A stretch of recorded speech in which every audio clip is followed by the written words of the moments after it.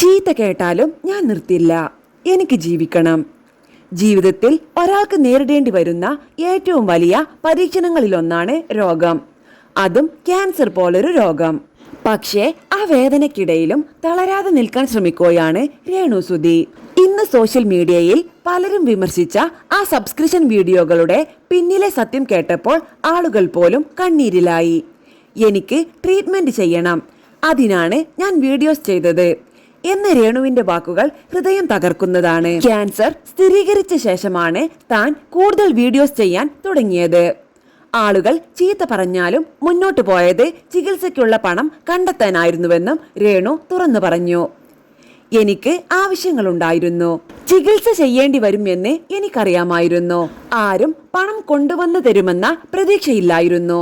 അതുകൊണ്ടാണ് ഞാൻ ജോലി നിർത്താതെ മുന്നോട്ടു പോയത് എന്നാണ് രേണു പറയുന്നത്. ജീവിതം അവളെ പലതവണ തകർക്കാൻ ശ്രമിച്ചു. ചെറുപ്പത്തിൽ തന്നെ ശരീരത്തിൽ മുഴ വന്നത്, പിന്നീട് ജീവിതത്തിൽ വന്ന ദുരന്തങ്ങൾ, ഭർത്താവിനെ നഷ്ടപ്പെട്ട വേദന, ഇപ്പോൾ ക്യാൻസർ എന്ന വലിയ പോരാട്ടം. എന്നാൽ ഇതെല്ലാം നേരിട്ടിട്ടും ഇന്നും അവൾ പറയുന്നത് ഒരു വാക്കാണ്: എനിക്ക് ജീവിക്കണം. ദൈവത്തിൽ വലിയ വിശ്വാസമുള്ള രേണു ദൈവം അറിയാതെ തലയിൽ നിന്ന് ഒരു മുടി പോലും കൊഴിയില്ല എന്നാണ് വിശ്വസിക്കുന്നത്. ഡോക്ടർമാരെ ദൈവതുല്യരായി കാണുന്ന അവൾ ചികിത്സയോടെ ആത്മവിശ്വാസത്തോടെ മുന്നോട്ടു പോകാനാണ് തീരുമാനിച്ചിരിക്കുന്നത്. വിമർശിച്ചവരോടോ ചീത്ത പറഞ്ഞവരോടോ പോലും അവൾക്ക് ദേഷ്യമില്ല. ശത്രുക്കൾക്കും ഈ അവസ്ഥ വരരുത് എന്ന പ്രാർത്ഥന മാത്രമാണ് അവൾക്കുള്ളത്.